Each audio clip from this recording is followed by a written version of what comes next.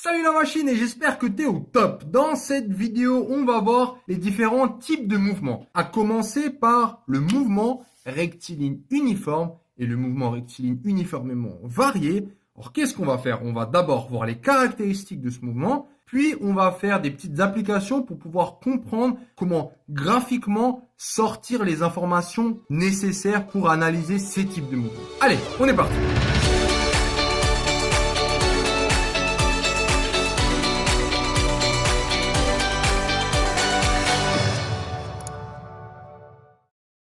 Type de mouvement part 1. La deuxième partie, ce sera sur les mouvements circulaires. Alors, un mouvement, qu'est-ce qui le caractérise? C'est tout d'abord une trajectoire et une vitesse. Et très important, cette trajectoire et cette vitesse se déterminent à travers le repère. Alors, il y a une vidéo là-dessus. Si tu as encore un peu du mal avec ce que c'est cette notion de repère, regarde-la. Commençons par un mouvement rectiligne. Alors, un mouvement rectiligne, c'est par exemple, tu es dans une bagnole. Et quand tu es en train de conduire, il y a deux choses qui peuvent se passer.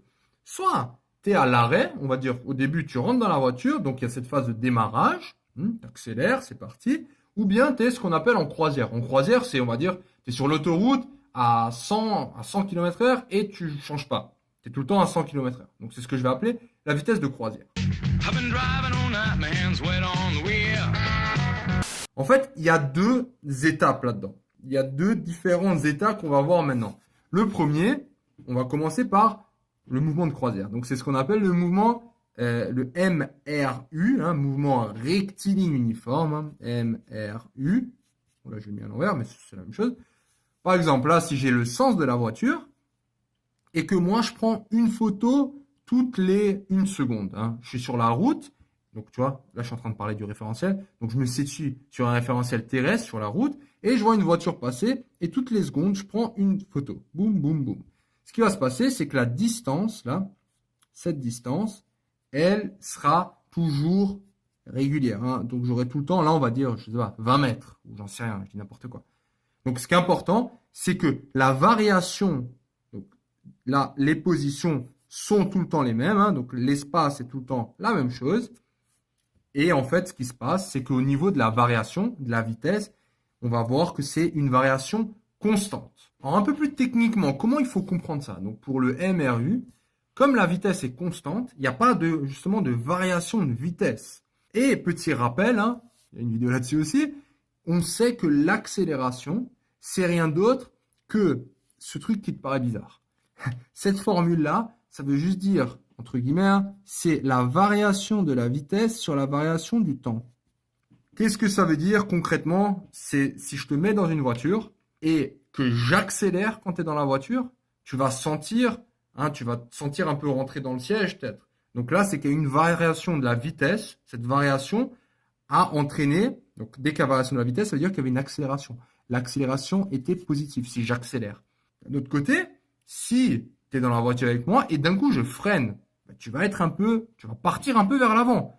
Pourquoi? Parce que, encore une fois, il y a une variation de la vitesse et il y a une accélération qui s'est manifestée en fait. Et cette accélération, quand tu freines, elle est négative. Okay? Donc là, il n'y a ni augmentation ni diminution de l'accélération. Donc c'est constant. Et quand tu dérives, parce que ça, au niveau des maths, ça veut dire dériver. Et quand tu dérives une constante, j'espère que tu te rappelles ce que c'est, dériver une constante, par exemple, la dérivée de 4, ça va être 0. Donc, c'est exactement la même chose. Donc là, j'ai la dérivée de 40 km/h, ça va aussi faire 0. C'est pour ça qu'on parle d'une accélération nulle. Donc, très important. MRU, mouvement rectiligne uniforme, ça veut dire une accélération qui est nulle. Et là, du coup, ça me permet de faire la transition sur le mouvement rectiligne uniformément varié, MRUV. Et là, en fait, si je devais prendre, encore une fois, les photos, j'aurais quoi? J'aurais au début, quand tu accélères, là, tu accélères. Donc, au début, tu es à l'arrêt. Après, tu accélères, tac, tac. Et tu vois qu'en fait, ces points, ils se distancent. Il y a de plus en plus de distance parce que tu vas de plus en plus vite. Okay? Et quand c'est uniformément varié, ça veut dire que tu accélères toujours de la même quantité. Vois ça comme ça. Après, je t'expliquerai un peu plus en détail. Mais juste que tu vas accélérer de la même quantité. C'est comme freiner de la même quantité, hein. Par exemple, là, ce serait le cas de freiner. Donc, tu vois qu'au début, j'ai des grandes positions. Et si là, je commence à freiner, je pile, pim, et ben là, en fait, ça commence à diminuer. Ça diminue, ça diminue, ça diminue. Donc ça, c'est l'accélération dans ce cas-là, elle est quoi? Donc dans ce cas-là, l'accélération, elle est positive. Et l'accélération, dans ce cas-là, elle est négative. Donc on voit bien, il y a une accélération parce qu'il y a aussi une variation de la vitesse, hein. Je veux dire, là, tu es à l'arrêt. Là, la vitesse, elle est nulle. Là, il y a une grande vitesse. Donc pour revenir à ce uniformément varié, en fait, ça va juste dire qu'il y a une accélération qui est constante. Tu vois, on varie, mais la variation sera toujours uniforme. Tu vois, donc il y a vraiment cette idée que lui là, il est varié, hein, cette vitesse va être variée, mais elle va être uniforme, cette variation. Hein. Donc ça, d'une certaine manière, le résultat qui sera là sera une constante. En fait, c'est ça l'idée. Alors, graphiquement, ce sera un peu plus simple de comprendre. C'est quand c'est uniformément varié, ça veut juste dire qu'il y a proportionnalité. Hein. Si tu regardes bien là, cette droite, hein, ça c'est une fonction linéaire. Donc on voit bien là qu'il y a une proportionnalité. Et ça englobe le terme uniformément varié. Donc, quelles sont, si ça maintenant c'est une situation réelle, quelles sont les phases qu'on observe ici? Alors, avant d'analyser un graphe, une chose très importante, c'est quoi? Quels sont les axes? Donc là j'ai le temps, en secondes, et là j'ai une vitesse. Donc, j'observe au début, j'ai une vitesse nulle. Donc, ça veut dire, tiens, je suis à l'arrêt. Et là, je gagne de la vitesse, je gagne de la vitesse, je gagne de la vitesse, je gagne de la vitesse. Et je vois qu'à partir de là, ma vitesse, elle est constante. C'est ce que j'observe.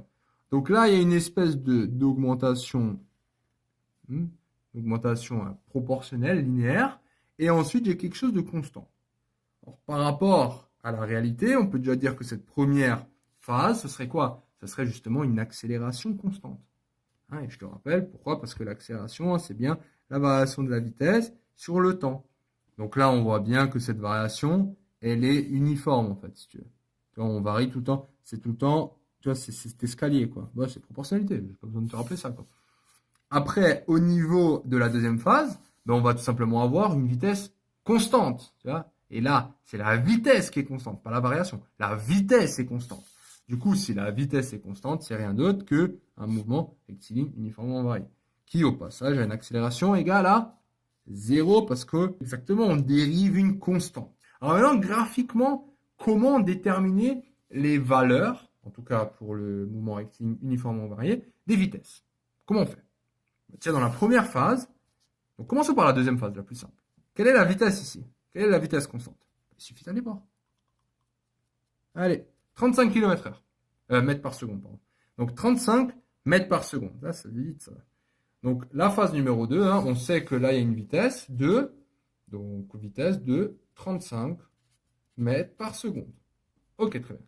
Et la phase 1, quelle était la vitesse? Ah, là, ça devient un peu plus intéressant. Parce que là, tu connais la réponse si tu le sais en maths. Parce que regarde, l'accélération, c'est la dérivée de la vitesse. Et la dérivée de ça c'est quoi? Ça, c'est quelque chose de la forme AX. Donc AT en fait ici. Parce que là, la variable, c'est T. Donc on va plutôt prendre AT. Tu vois, ça, c'est une fonction linéaire. Hein. C'est AT. F de T est égal à AT, si tu préfères. Et je sais que la dérivée de ça, c'est A. Voilà, exactement. Donc si la vitesse qui est égale à AT, et l'accélération, c'est la dérivée de la vitesse, ben, c'est quoi l'accélération? Ça va être A. Et ce A, c'est AT, donc ça va être là le coefficient directeur de cette courbe. Comment on fait pour trouver le coefficient directeur d'une droite, pardon? Ben, on va regarder, si maintenant je décale de 10, de combien je monte? Ah bah tiens, je monte aussi de 10, tu vois. Donc, c'est un coefficient 1 pour 1, là. Tu vois, c'est maintenant, si je décale de 1, je monte de 1, bref. Le coefficient là, on voit bien que ça va être justement l'accélération. Dans ce cas-là, comme dit, hein, ça va être y est égal, ça si tu veux, c'est comme y est égal à t, quoi. Donc la dérivée de ça, ben, ça va être 1. Donc là, l'accélération sera égale à 1. Et on va terminer par se poser la même question, cette fois-ci sur un mouvement rectiligne uniforme.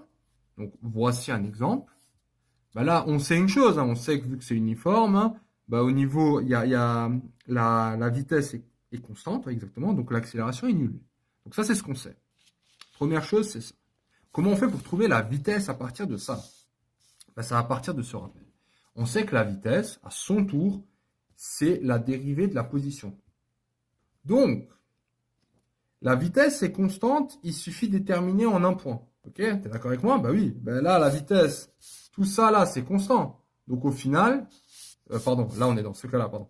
Dans ce cas-là, on sait que la vitesse, elle est constante, hein, vu que c'est un mouvement rectiligne uniforme. Donc il suffit que tu la détermines en un point et après tu sais, ah bah tiens, la vitesse est constante, donc c'est partout le même point.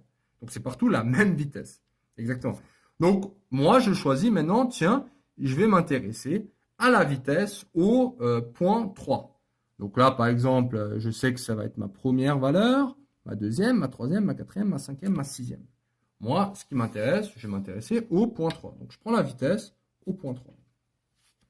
Et tu vas pouvoir appliquer cette formule.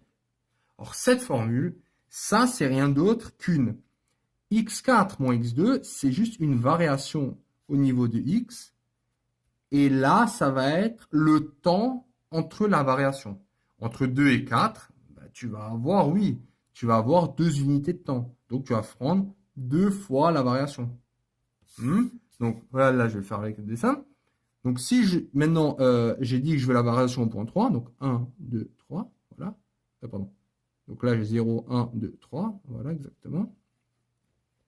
Donc, en fait, ce que je vais faire ici, pour avoir cette vitesse, je vais prendre cette position et cette position. Hein, je vais appliquer rien d'autre. Hein, je te rappelle, hein, si tu n'as pas vu l'autre vidéo, c'est V est égal à D sur T. Sauf que là, on ne me demande pas la vitesse moyenne, mais on me demande la vitesse au point 3. Donc, je vais faire ce que je peux faire de mieux. Je vais prendre ce qu'il y a après et ce qu'il y a avant. Donc ça va être ma distance, tu vois. Lui, là, ça va être ma distance. Et lui, là, ça va être mon temps. Donc, je vais juste faire delta D, si tu veux, sur delta T. C'est exactement ça que je vais appliquer. Donc, c'est ce que j'applique ici. Donc, je vais prendre cette position moins cette position, donc ce qui fait 8 moins 4. Et je divise par 2 unités de temps. Hein. Ça, c'est des unités de temps. Là, c'est 2, 3, 4. C'est les unités de temps. Donc, ne confonds pas les unités en mètres et les unités de temps. Tu vois, prises toutes les secondes. Donc, voilà. Donc, c'est juste ça. Hein. Donc, tu vas appliquer. Donc, ça va être 8 moins 4 sur 2. Ce qui fait 4 sur 2. Ça fait 2. Et là, c'est une vitesse mètre par seconde. Voilà. Est-ce que c'est cohérent? Oui. Tu vois, chaque seconde, j'augmente de 2.